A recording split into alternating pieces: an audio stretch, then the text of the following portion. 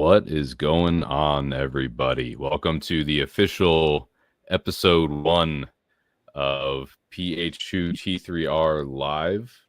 I'm stoked to get this rolling. And how are y'all doing? How's it going, New Store? Doing good. Having some good conversations online. Excited to get into some real classical discussions, some discussions that go back about 2,800 years about the generations here. Those are always the best discussions, the ones that have always held a good grip on men of any age. How about you, Termenos? What's going on? I'm up for it. I'm riding the tiger. Right. Riding the tiger. We'll be talking about Evola, won't we? Yes.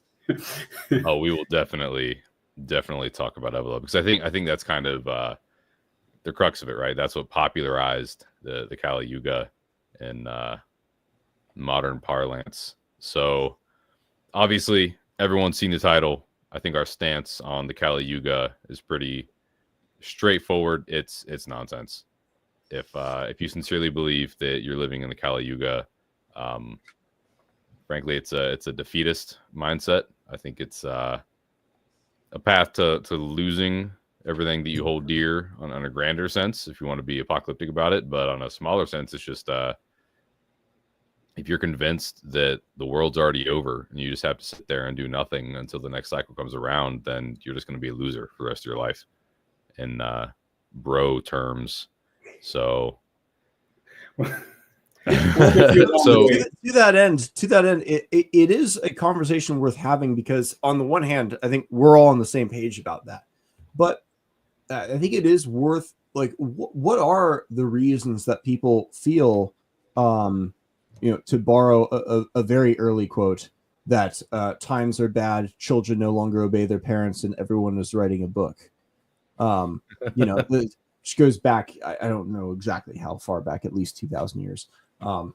It might be older than that, but there is a kind of seriousness to some of the people who say, no, there's something uniquely bad about our age. There's something uniquely bad about that, and I think it's worth, for the sake of advancing our position, at least beginning by trying to take that seriously. For example, and maybe this can transition into a conversation about our particular cycle of this generational discussion, which is the boomer question. But I mean, what boomers left millennials and Gen Z as an inheritance has created a situation, we might say, and it's an open question of, like, who's to blame, if anyone's to blame, where things do seem uniquely bad. Never mind the cause, never mind who is responsible for it. Isn't it true that people are having less sex, that divorce is up and relationships are down, people are having fewer kids, there's less hope for the future, money doesn't buy what it used to, we can't afford houses, and so on and so forth. There are some points that I think I can see why these sorts of various generational cyclical theories, whether it's the golden to silver to bronze to nameless to iron generation, or the Yuga cycle, or the Strauss-Howe theory, how these might have some appeal to people. Yeah, for sure. I think there's, despite my strong opening statements, there is some genuine validity to people who are concerned or upset with the present situation. I mean, things are definitely worse than they were in the 50s and 60s. I think that's pretty inarguable. Most people who got to experience the 90s would agree that things were a lot better then in a lot of ways, whether economically or socially. Things seem to be a lot more cohesive socially at that period in time. And young people today face a lot of issues, young men especially, that didn't exist for recent prior generations of young men. So there's definitely valid concerns there, right? And it's fair to say that things have declined on the scale of the last half century or so. The issue comes in when you get the broader apocalyptic narratives, right? Hmm. Guys say, okay, our situation is worse than what the boomers had. That's entirely true. Our situation was created by said boomers squandering the prosperity they were given by their parents, which kind of folds into the Strauss-Howe generational idea, right? The 80-year cycles. But when you tie it into a broader sense and saying that, oh, our current age is actually an apocalyptic age, it's the worst that things have ever been with rampant degeneracy and all these sorts of things, and it's all you can do is just lay low and survive until the golden age re-arrives. That's where I think guys kind of lose the plot, and they let go of the agency that's key to even if Strauss-Howe, and as far as cyclical theories go, Strauss-Howe is probably the most accurate, or at least the most evidentiarily provable. The most like scientific. They try to use data, but that doesn't necessarily mean it's the most predictive or useful. Right. And to your point about apocalyptic stuff, I mean, I think it's very easy for men today to look at our present situation and say, well, but things are apocalyptic, right? Look at testosterone levels, look at sperm counts. The biology is tending down. We're on a cataclysmic trajectory and whatever. And feel like, yes, things are uniquely bad today.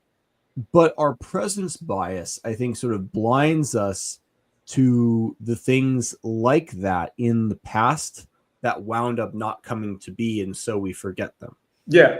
Some people will remember Y2K. That was a particularly silly one. A much less silly one was the Cold War and the nuclear war fears, which were very, very real. And you know what? I'm going to jump in. First, I'll say, news store. I really love how you kept your tradition and completely did not mention my generation. What the boomers left the millennials and Gen Z. That's perfect, because that's my generation. But like, okay, you mentioned the 90s, Lubor. Like, I was there, and I mean, I was in my early 20s. Like, what the fuck is bad? Right. It's like, and it was the early 90s. It was a party. The 80s was a lot of excess. But like, we could say now is bad, but I mean, is it worse than like 1929 to 1945? As far as like, or is it similar? And I have a question. As someone who was in the 90s, though, weren't there some fairly serious existential risks in your time too? And I'm speaking particularly of Marilyn Manson and satanic music. Yeah, I mean, and that kind of was in the 80s also. There was that whole satanic panic thing. I have to mention it to bring out the sort of relativity of the experience of these risks. It's not like the Huns were invading your village. In the 80s, it was the threat of nuclear war, and they terrorized us at school. It was like once a week, an air raid siren. Like, we had to get under our desks and like pretend like a nuclear bomb was going to drop. As if getting under my flimsy desk at school was going to do anything. But there was a constant sort of anxiety about it, and there was movies about it. And you're like this, 10. 12-year-old kid, and there's these, the day after, and you're just like freaked out, and then I'm sure that the people that were, adults were probably experiencing a lot of anxiety about it as well. People, when Reagan got elected, people were convinced that the world was going to end and that we were going to become a totalitarian, puritanical, theocratic society. They were really freaked out about those things. Yeah. But yeah, so Ian in the comment says, my dad, who is 71, says this era is particularly bad, but he doesn't believe we are in a Kali Yuga. Yeah, I think that's the fair take, to be honest. Yeah, and I think it's also worth pointing out, it's like, it's bad in which ways, because it is worse. I'm sure. I nothing's coming to mind offhand. Maybe our monetary system, and immigration monetary system. But human connection has become digital. In the 90s, in the 90s, you walked to your friend's house, went and got a coffee. 2 other people you knew came by with someone you've never met, and you all spent the day together and had a really satisfying, fun time. Right. And so that's a major difference. Now you've got, everything, human interaction has become digital, which has big pluses for connection, but I think it's more of a minus for the average person. Yeah, and it's and we have all these pros too. Like I don't want to jump too far ahead too quickly, but the relativity of risk also applies to golden ages, right? What constitutes a golden age depends a whole lot on your values. For example, and what is most important to you. For example, what was the golden age of powerlifting? Was it any time before the last 10 years? Because I don't think so. You can look back at the sort of golden age of bodybuilders in the 80s, and then you look at bodybuilders today, and you're like, this is not even a competition. You like moderately competitive natural college athletes are beating the most elite of the bodybuilders of the 50s and 60s, like consistently. Definitely. We've got so much dialed in. We've developed so much. And we're looking down, we're like a couple weeks out, I think, from Hafthor attempting to make another deadlift record. Wow. He just beat one a couple weeks ago at 505. Was it 510? Yeah, I think it was either 504 or 505. Yeah, something like that. And he's going to try 510 in a few weeks. Of course he is. So like what constitutes a golden age is also relative to what is golden to you. Exactly. It's relative to what came before, right? I saw you highlighted Suffer No Illusions line, that the problem with the end of the world is that it never really is. And maybe this can be a segue to the deeper myth stuff, not the Strauss Howe, but the Yugas and the generations. Definitely. Because that's what I wanted to touch on real quick, because he's the expert as far as the Yugas among us. Because when you predict the end of the world and it doesn't end, it has to take on a symbolic mythic tone. Exactly. But before we do, real quick, Ian in the comments just asked if we thought the 1965 Immigration and Nationality Act accelerated. I think that social cohesion is another aspect of why people think that the end of the world is nigh, right? It's pretty inarguable that losing our cultural homogeneity as a people has led to a lot of conflict culturally within not only the United States, but all over Europe. We're seeing all kinds of crazy stuff. There's just a court case in Austria where the Austrian court literally implemented Sharia law. So there is a lot of this chaos going on. There's a lot of reasons for it. And I think that definitely has an impact on why people think that right now is so apocalyptic. But if you go back, and this does tie in a little bit to the myths in the sense of when the myths were written, but we also have to keep in mind a historical perspective. If we're going to talk about specifically immigration, I would argue that the Hunnic immigrations, like CB mentioned a second ago, were a hell of a lot worse than a few day laborers coming across the border. And similar extension, right? We can argue that there's a lot of issues with disease. People talk a lot about big pharma and the toxic food, whatever. While those might be issues and they're worth talking about, they don't exactly compare to a third of Europe dying within a year in the Black Death, or a period of a few years, rather. So it's all about perspective. And Tormentos, that's a good segue for you to go into specifically what is the Kali Yuga in the actual mythological sense. Who wrote about it? What do they mean by it? What does the actual math add up to? Because that's my favorite trivia. The math. Yeah, I had to write down. I'm like, this is some funny math. I better. A yuga basically translates to an epoch or an age.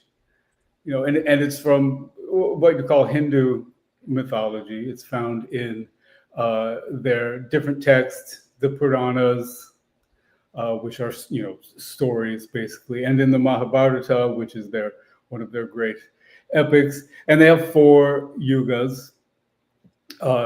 The Satya or Krita Yuga, which is like the age of truth, and then Treta Yuga, and then Dwarpa, and Kali Yuga.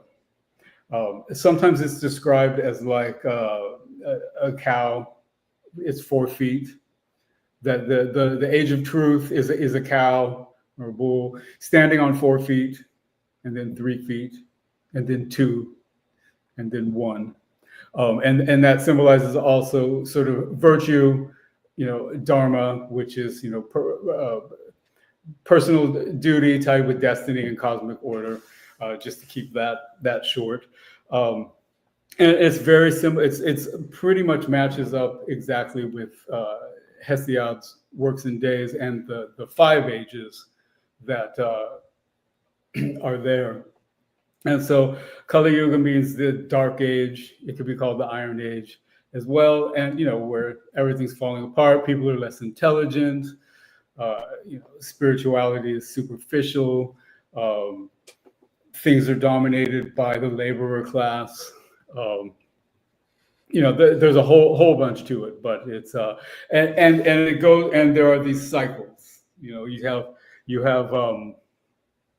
the yugas take place within a day of Brahma, the god Brahma, and one of his days is called a kalpa, and it's 4.32 billion years long and contains 1,000 yuga cycles.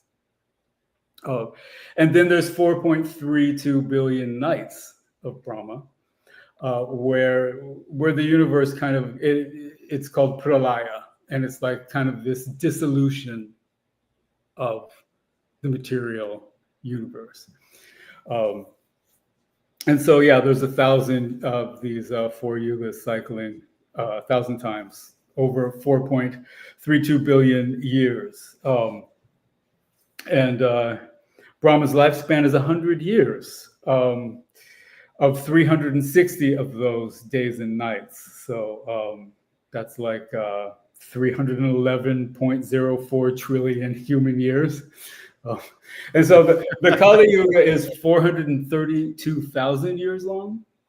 And we're only a few thousand in. So the Kali Yuga bros have a little time to wait. But it's in the sense that it's accepted as part of the order of things, that it's the way things work. And so, but if you were to like go on, if you were to go right here on YouTube and like type in, Kali Yuga, you're going to get a whole bunch of batshit crazy stuff. When people have there's all sorts of different ideas about it. Yeah. I think a lot of that stems from, like we mentioned in the beginning, Evola and his ideas on the Kali Yuga. And arguably, given that he was writing in like the early 20th century, probably a lot of misconceived notions of all that and interpretations and extrapolations, because he was a bit of a interesting guy when it came to his esoteric beliefs. Yeah, misconceived or perhaps appropriated. Appropriated is probably a better word. I mean, there were a lot of guys that were fascinated with Eastern mythology, though. Like you introduced me a long time ago to Rene Guénon, and how he started out as a very Evolian writer, and then by the end he had completely converted to an Eastern religion, which is just pure irony. But Tormento, specifically going into the Kali Yuga, when was it exactly written about? Which texts did they initially write about it? Is it more Vedic or more? At least I don't have the exact numbers like I would for Rig Veda, where it is not present. It's 1,000 years little more at least. So, yeah. The generations of men are a little bit shorter, but I mean, I think that illustrates the relativity and the symbolic nature of the timelines that these things are supposed to represent. Like, is a generation in the Hesiodic sense literally one generation, or is it perhaps 2 or 3 generations? Is it the age of an empire, like 250 years plus or minus a few, or what have you? I think what we see in many of these Indic narratives are these fantastically exaggerated numbers of like the number of people it takes to lift a bow or to open a rock or whatever, and it's meant to convey with epic imagery the like largeness, right? Mm. It's not necessarily meant to be literal. But what we find is like still how closely can you condense that down?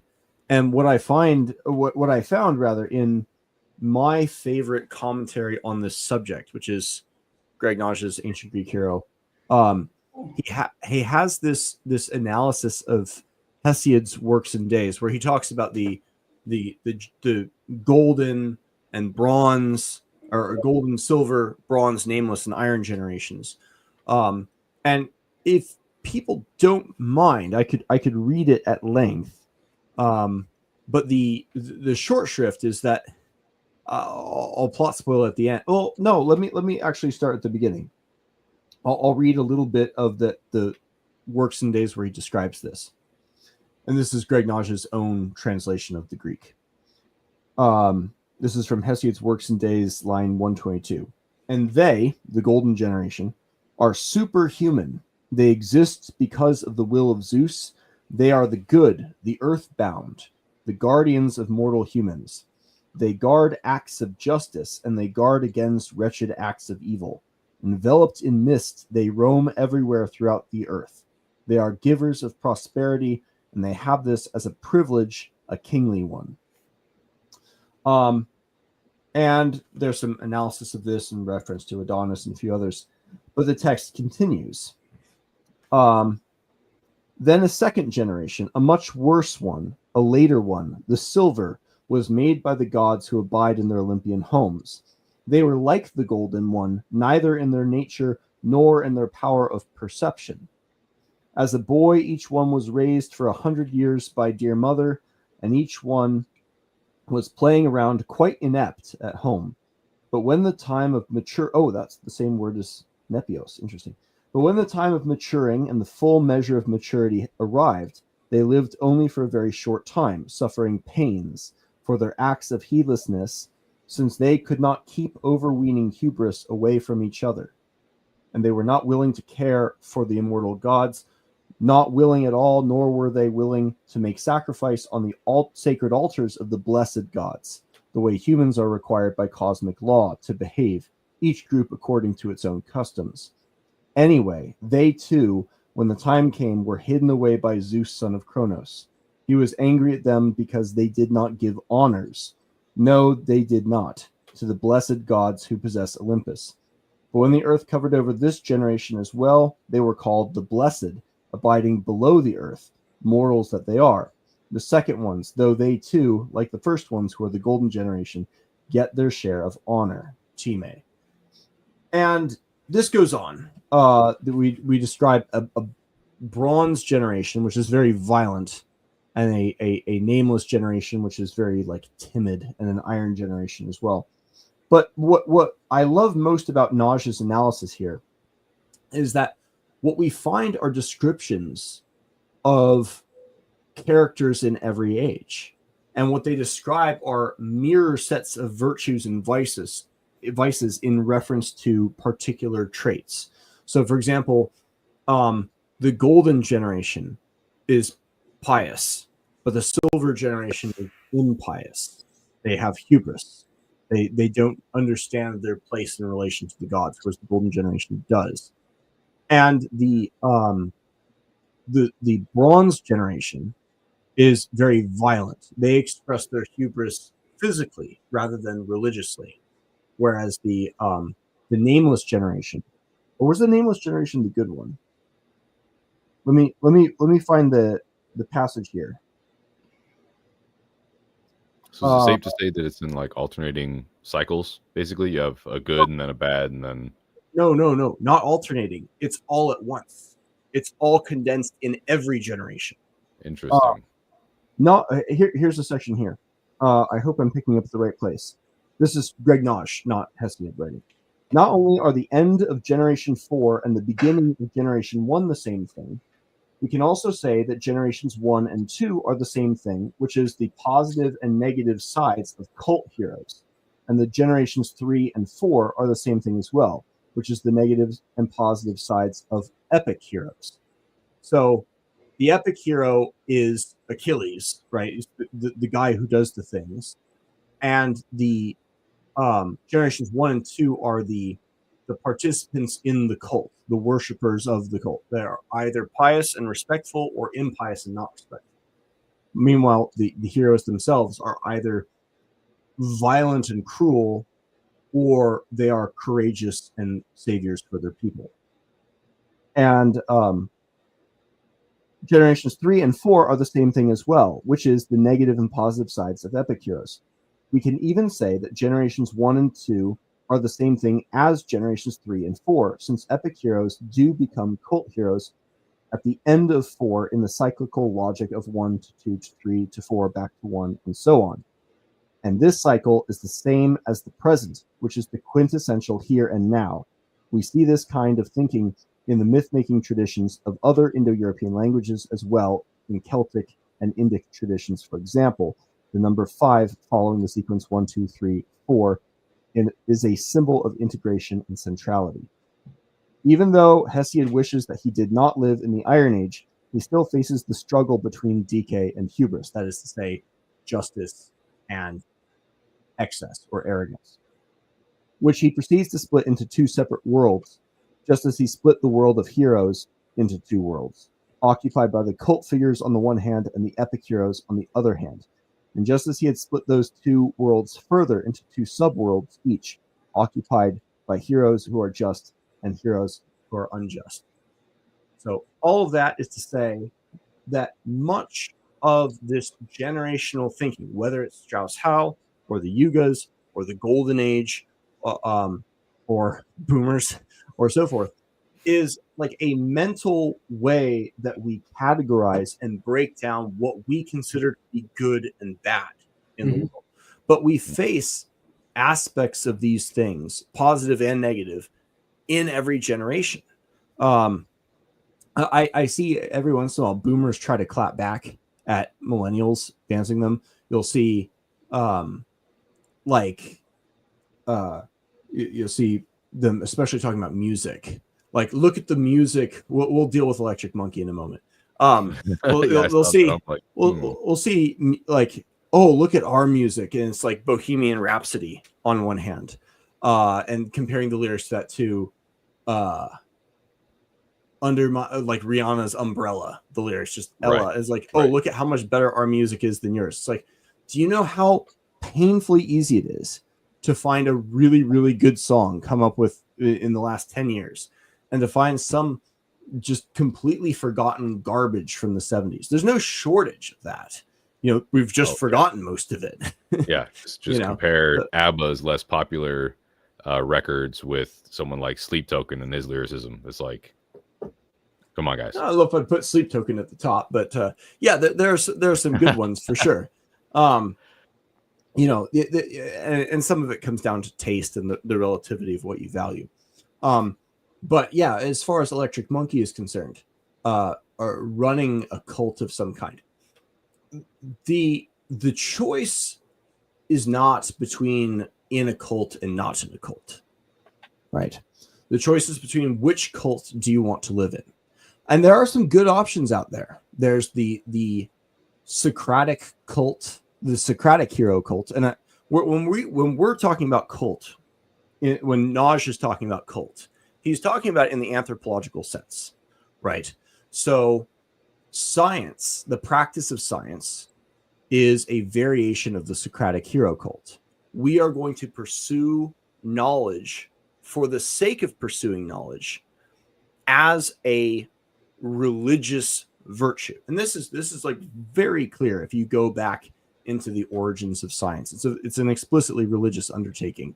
And it's separated itself from that religious foundation a little bit in recent times. And what we have gotten in that separation has been a replication crisis and a crisis of fraud in academic science. There are other cults that you can choose to join. You could do worse than Christianity, I think. That's the Jesus hero cult. Jesus is you. There are certainly worse hero cults out there you could join, but the people who I think are naive on this point are the ones who think that they're above all that they have no heroes that they look up to and emulate, and whose virtues and skills they attempt to reenact. That is the anthropological essence of a cult. So the question is, which cult do you want to be a part of? Which culture do you want to perpetuate and create? So you guys are legit running a cult of some kind. We are trying to improve a culture for sure. Yes, we're trying to push the things we think are good. Which cult do you guys consider to be the exact opposite of the Order of Fire? That's a really fun question. Oh, what's that one awful one in California? I think Gnosticism would be at the top. Yeah. Or near the top. Yeah. Marxism is up there too. Marxism is a little tricky to categorize because there are a few different subgenres of it. But most of Hegelianism, which is its own kind of strange, it's like a hero cult without heroes. It's like an anti-hero cult. This is I've written about this in The Hero and the Man. But yeah, I would say Gnosticism, just because it's world denying in the Nietzschean sense. It's very anti-material, anti-life. It's a bad spirit. Yeah, so that's from a cultural sense. That's honestly the best answer. In the sense that we are pro-human, right? In the root sense, we have basically distilled what all men throughout all of history have considered to be correct and just in our holy positives, right? Strength is better than weakness. Truth is better than falsehoods. Light is better than darkness. Order is better than chaos. Things of that nature, right? Beauty is better than ugliness, right? Right. And fundamentally, when it comes to Marxism and all of the ideologies that have come from that, I do believe that postmodernism and Marxism are more or less intertwined, despite some people. I know, Jordan Peterson had his famous postmodern neo-Marxism phrase that a lot of philosophers balked at. But to be honest, in essence, in the sense that they reject reality, they reject humanity, I think it's a fair categorization to put them together. And I would say that culturally speaking, that is the antithesis of what we stand for. What first came to mind for me in terms of like just groups of people actively doing things in the culture. I thought of that one group that I can't remember their name, but their videos are viral. It's a bunch of dudes getting together and crying. It's like the therapy dudes, the healing from healing, and it's like everything's about healing, and it's like these weird like they'll all get naked and swim in a river, and they'll have like a woman lead them in crying ceremonies. It's very strange, and I would argue that's also very, very life denying, right? It's almost enough. It's almost enough to let me sympathize with the guys who say maybe good times did create weak men. Honestly, that's where the people who think cyclically, that's where I start to get on board. As cringe as it can be, the guys that talk nonstop about, strong men create good times create weak men, brother. There's a degree of cringe to that. There's some people who are just obnoxious with it because I'm the strong man that's going to create good times. Weak times create hard men. Yeah, hard men create good times. With their Oakley sunglasses, and their profile pictures taken from, their Facebook rants and Facebook memes and all that nonsense. There is a kernel of truth there, right? And definitely. I mean, there's a feeling of truth to it, but that feeling can be deceptive, and that's why I like to go back to. It was the worst of times. Because it was also the best of times, and this is not just a tale of two cities from the 19th century. It's also, goes back to, in the Iliad itself, you have Nestor telling Agamemnon and Achilles, like, you guys aren't anything like the soldiers of the past. And everyone goes back to, everyone can point backwards at how things were better in the past. And this trajectory of pointing backwards at how things were better in the past, we can find examples of it going back 2,800 years, 3,000 years. So either we have been on a constant line, a constant downward trajectory of Ted Kaczynski degeneration for 3,000 years since the dawn of writing or whatever, or maybe we've got a little bit of rose-tinted retrospection, and we're only remembering the good things, and we're not forgetting the lead poisoning and the plague and the rampant, abuse and the terrible things that happened in the past. Whether that's as petty as fashion and music, or as serious as, invading armies and, widespread genocidal rape and torture and so forth. So yeah, it's I take solace in the consistent pattern of people complaining about the present relative to the past that we can find all throughout the past. And to me, it just reinforces the Greg Nage sort of interpretation that all of these things are aspects of religious life and our own behavior in the present. And contra the Hegelians and Marxists, we have no reason to think the future is going to solve all these problems either, because the converse of the myth of the Golden Age is the myth of progress. The myth of the Golden Age is things are only getting worse. You have to fight tooth and nail to preserve what little you have left. Return. Right. Which is how. Whereas the myth of progress is we came from nothing. Our ancestors knew nothing. They were idiots. We still know barely anything, but we know so much more than we did then. Look at what science has brought us. Look at what technology has brought us, and things are only going to get better in the future, so long as we keep fighting for it. Whig history, the fundamental liberal assumption of progress, the Whig history then derives from the idea that progress is inevitable. It's only an upward trajectory. Things never get worse. They only get better as human knowledge improves. And like you said, we all came from this invented man in the state of nature. And since then, it's only been upward progress as we progress eventually toward the inevitable final state of nature, basically returning to the state of nature through progress. Who was was it Robert Kiyosaki that in the 90s that believed that we had finally reached that zenith? No. Robert Kiyosaki is the finance guy. It was finance guy. Yeah, sorry. Francis Fukuyama. Francis Fukuyama. Thank you. Yeah, Kiyosaki was the rich dad poor dad. Different guy. You should listen to Robert Kiyosaki. Francis Fukuyama. Yeah. Yes. The idea that we'd finally reached that zenith, and it's definitely it's interesting how a lot of people hold those two views simultaneously, right? You'll get boomers that the post-war cult that they adhere to, the idea that we are on an upward trajectory. Things have never been better, and they will only ever get better, while simultaneously complaining about millennials and Gen Z, saying that they're weak, they're feminine, they're useless, they don't want to work, they're lazy, etc., etc.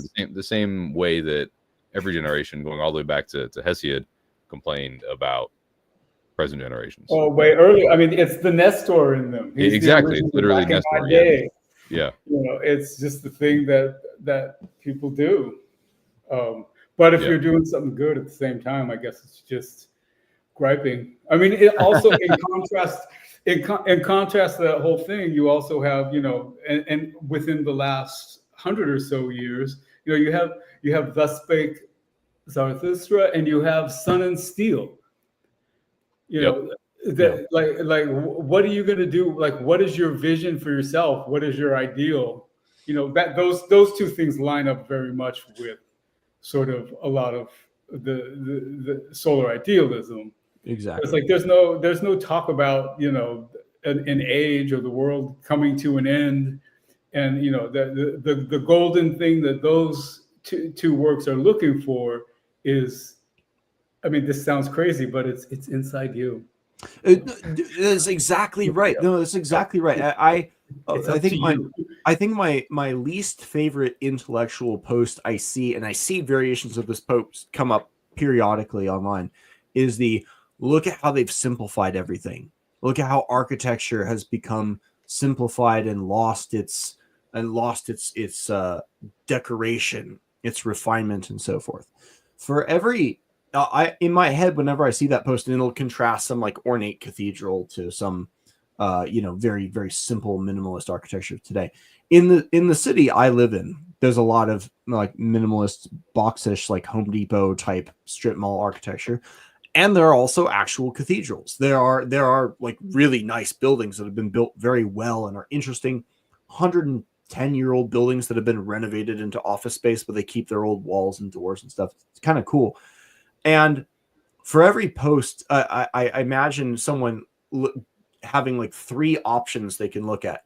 They could look at some really high quality thing. They could look at some cheap minimalist thing. Or third option, they could look at a post complaining about how everything has gone from 1 to 2. But the option 2 was still there.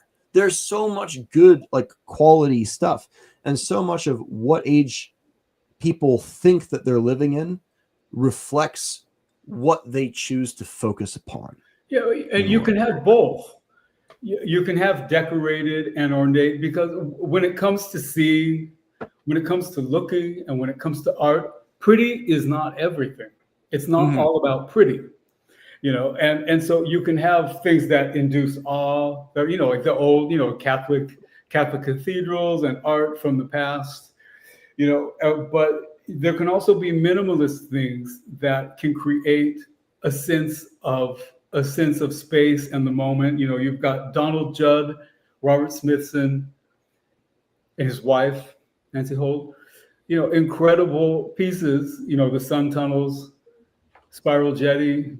Donald Judd's works with just simple shapes, but they're awe-inspiring because they simply are, but it's because they had a vision that was not, to make a communist apartment building. Right. And there is. So it's a matter of how you're seeing, how you're looking, and what frame of mind you're stuck in. Right. If you that choose you created for yourself. Right. If you choose to focus on the ugly and the negative, you'll find it. But you can also search for the beautiful. Right. Going back to music. If you go on Spotify, you can find. A lot of people complained about streaming being the end of music, but now if you go on Spotify, you can find thousands of guys just making music with their buddies in their garage. It's incredible stuff, right? Some of them end up wildly successful. Some of them, most of them, 99% of them, not so much. But there's gorgeous stuff out there, and most people I find really don't listen to the modern pop that's so gross, right? That's ugly. There's plenty of beautiful stuff out there. Same with architecture. There's plenty of beautiful buildings being built. It's only if you choose to focus on the ugly, stereotypical, globally homogenous office buildings that things become an issue. And if you look at now, legislatively, right, all government buildings now are required to be in neoclassical style. there are still beautiful things being built. We do need to pause and go to the chat real quick, because our glorious leader is in the chat. Yes. Man. I was gonna. I wanted to bring up Fantastic a commentary. really good comment from Ian that Jack acknowledged, Yep. where Ian says, couldn't this simply be that we naturally recall our own youth as good, more real and more virtuous due to nostalgia, or perhaps to familiarity? So we are biased due to the contrast of those who have not lived in our timeline. I think this is so true. And to the degree that our focus is our choice, whether we view ourselves living in a golden age or an iron age might be a reflection of ourselves, but maybe what we focus on isn't our choice. Maybe we are programmed by our history to focus on certain things. I think that's one of the crucial roles that initiation, and I mean that in a very broad sense, plays. Because if you don't know what to look for, if you haven't been initiated into the virtues of a new thing, how can you see the quality that exists? One of the high points of my week last week, I was driving my 22-year-old apprentice around, and we were talking about music, and I had told him about an audiobook I'd listened to about Bach's Brandenburg Concerto No. 5, and this is some like 22-year-old Idaho football playing kid. He's like could not be further from the classical music world, but he asked to hear it. And I explained to him the premise of the themes and the Bach's moving away from the themes getting further and further away from the start until it falls into this absolutely chaotic piano solo. It sounds like some 80s hair metal, like the guitar solo, but worse. And then it like miraculously, in a way that doesn't seem possible, but musically works, swings back around into the original theme, bringing the 17-minute piece to completion. And it's an experience. And so I was watching him listening to this song that he requested. And he's doing this kind of mock orchestration of it. I'm like, sure, I'll let him mock it. And he's just kind of like ironically enjoying this song as we're going down. And then we're like 14 minutes in and it descends into the chaotic piano part. And he's like, what the heck is going on here? Like and then it swings through at the end. I'm like, you see? And he's like, wow. Like he was genuinely surprised. I feel like I initiated him into some of the themes of classical music. These are things you can look for now. Mm-hmm. And I had another journeyman that attempted to initiate me into Lorna Shore, into the Hellfire specifically. He was less successful. But I was able to see at least the skill there. I'm not into that style, but like the singer is objectively good. It's a bit intense to dive into. Yeah, it's a little intense. Yeah. I think in being initiated into new standards of excellence and virtue, I think is very important to maintain your ability to see the quality around you. Because I think Ian's right. So much of it is nostalgia holding us back from experiencing the goodness that surrounds us. Yeah, and what so many people you want to ask, what are they doing? Like you go on X and the whole like return to the past, like everything was, you scroll through and it's like a combination of all the the Greek statue people that strangely have no face, just statue, or you get the Norman Rockwell, or they have names like Porphyrion Timotheosis. Yeah, or you see the Norman Rockwell style like paintings. They're posting these things that are like these like 1950s quaint little scenes with this perfect little wife and happy children. You're like, well, we used to be a country, and it's like you want to go back to that? Fuck you. That looks boring as hell. Like I guarantee you're not gonna like your wife in that setting. I don't know. It looks pretty nice to me. But we just got a chat that I think is the first time I've ever encountered something like this, which is basically tell me you don't follow the Order of Fire without telling me. Dude, if you go look at our social media, pronouncing it right. Yeah, if you sorry, I really don't give a shit about pronouncing your name right. But if you go look at our social media, you'll see us doing more than Christians. I can tell you that. Yeah. Well, and this is like what Porphy Timothy is expressing here is like is that lack of initiation, right? Exactly. He can't see the practice because he doesn't recognize what we're doing in our various other things, whether that's hunting, martial arts, jiu-jitsu, lifting, the dad talk on the back channels and things like that as practice, as participation. We all have our own notions of what religious practice looks like, and so you get to a yeah. Yeah. We literally do rituals. Right. We should do an actual conversation about ritual probably one of these days. That would be a good one because there's a lot No of animal anthropology. sacrifices. The guy to talk to about animal stuff is Clinton McMillan. He's got a lot of experience and very deep anthropological knowledge about that.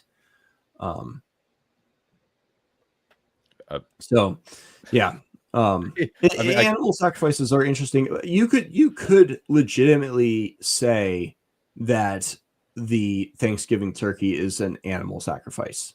I dig that. I think from an anthropologist's perspective, if you were an anthropologist from 22,500 or 2,500, we'll say 8 AD, looking back to the present, and you were talking about religions of the 21st century and of the 20th century, the Thanksgiving turkey would be thought of as a like religious ritual and animal sacrifice in the classic participatory religions of custom sense of the term.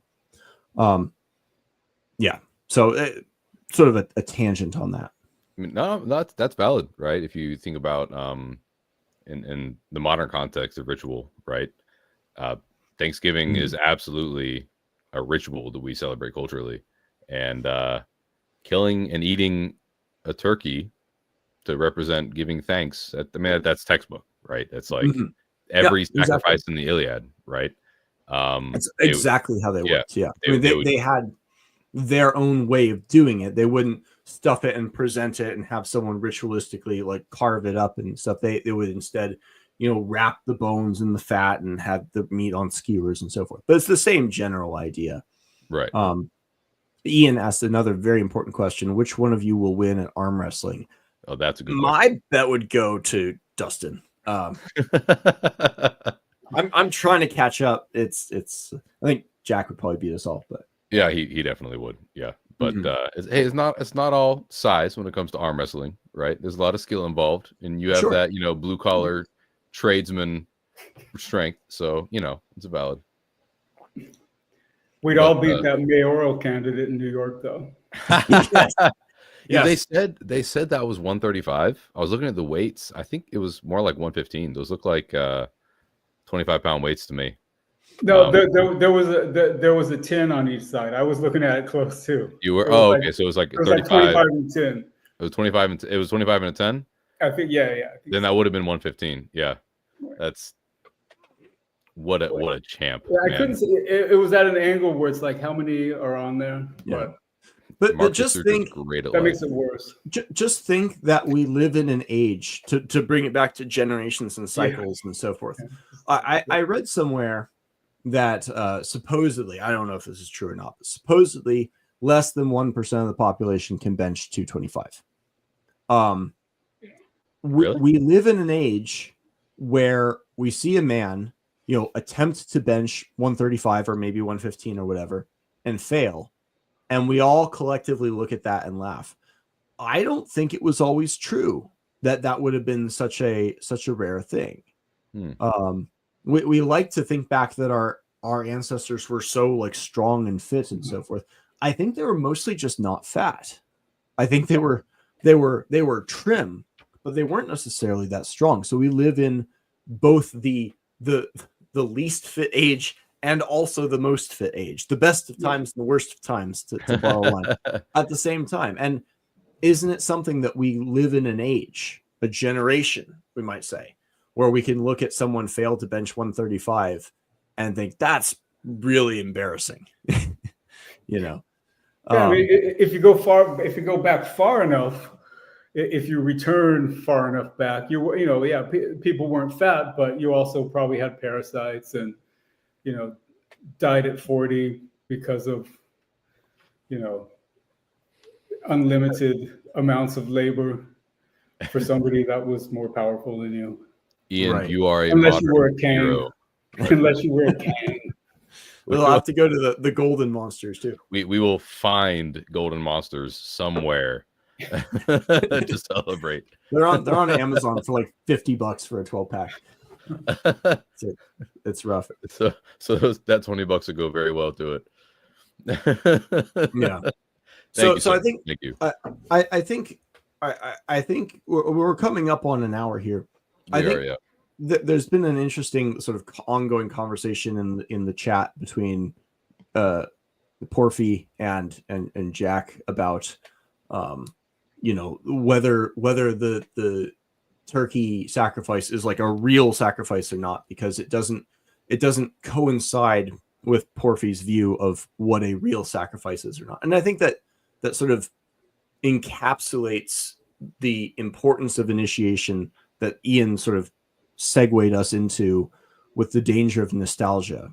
If we get locked in to a particular notion of the way things ought to be or the way that things are, we risk falling into this sort of golden age myth trap of believing that everything is degenerating because we have not initiated ourselves into the new kinds of quality and excellence around us. We haven't learned Gen Z's sense of humor yet. We haven't learned the new sports or whatever. There's all kinds of incredible things going on in the world. And if we initiate ourselves into those or create them ourselves, then the proverbial mythic golden age will remain not just conceptually, but in our own experience in the present eternally. Exactly. And then that goes back to Jack's original line of starting the world, right? The idea is that we take old traditions and carry them forward in order to create a better world. If we're too fixated on rituals of the past and the way people used to do things, whether it's animal sacrifice, depending on the context, right? Like I'm not Jewish, so I have no use for a scapegoat, right? If it's sacrificing goats to Thor, maybe we should fixate on that one specific practice. There are guys to do, our buddy Clinton is into that sort of thing. Maybe if you're fall more into the Hindu side of things, you should chug ghee and drink butter, and that'll solve all your problems. So it really depends on they still have animal sacrifice as well. Yeah, but if you're basing and there was a lot of animal sacrifice in the past, but now in most cases it's like when the vegan comes for Thanksgiving and they have a tofurkey. Right. So now there's like a little representative of animals that it's put into the fire. But really, I mean, back to what you were saying before we go, the sacrifices in the past, animal sacrifices were for different purposes. Right. We have different archetypes. Right. So the turkey, you could think of it, and it's how we see it. You could think of that turkey. It's a sacrifice, for the harvest, for the Lord of the earth. Right. And if your family is solid and everybody's happy and they're surrounded around that sacrifice together, and it's bringing a sense of abundance and joy, then it's totally legit. Exactly. And that's what I'm getting at is we could arbitrarily focus on any one ritual practice in the past and say that because we don't do this one thing anymore, nothing we do anymore is valid. Whereas in reality, modern traditions, right, have their own inherent value. And the question of like what constitutes ritual correctness suffers from the same sort of focus. Porphy has revealed that his own practice is Palo Mayombe, which is a very foreign kind of esoteric African Cuban thing. It's like, okay, it makes sense why you wouldn't understand what we're doing. That's fine. Yeah, that kind of checks out. Yeah. Yeah. So, but like, I think this segues into for people who have stuck it out so far. We're working up to a conversation about Heidegger and Dasein, which should be fun. But I think this conversation necessitates a deeper conversation, perhaps next week, about ritual in general. I agree. Because that's something we actually have a fair bit of experience in, most of us, even before the order itself. But yeah. Well, and it's linked to human nature as well. It's acknowledging something that is a human universal, whether it's, there are people that drink coffee, that there is an incredible amount of reverence. It feels sacred to them. They go about it in this very meticulous way every morning, and that's why there's advertisements, revitalize your morning ritual with eating coffee. Yeah. Yeah. So right. That's to wrap it up, since we're a little over an hour, to wrap it up, that's where I think the value in this conversation is when we're talking about cycles, when we're talking about the Kali Yuga, right? The reality is we're not in the end times. Where we are is objectively no worse necessarily than any one other period in history. We're not on a decline, but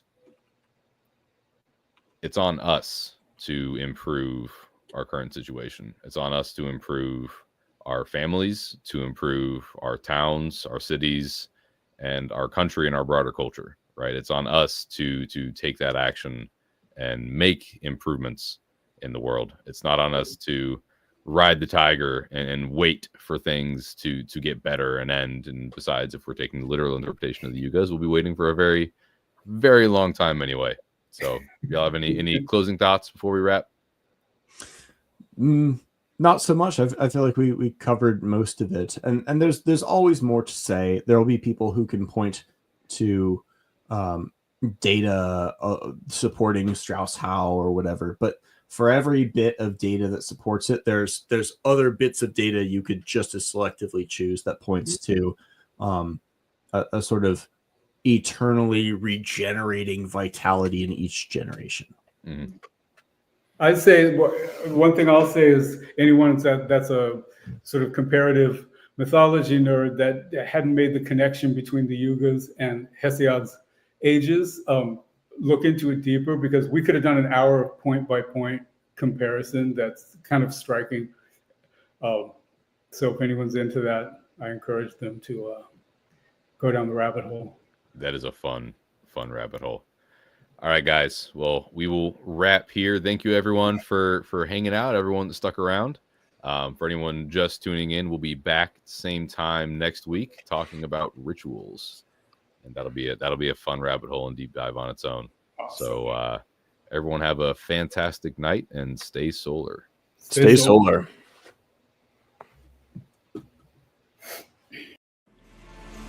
Thank you for watching or listening to the Journal of Solar Culture. Don't forget to hit like and subscribe and leave us a comment. The first volume of our journal is available in paperback and now, finally, on Kindle. Pick it up in our store or on Amazon.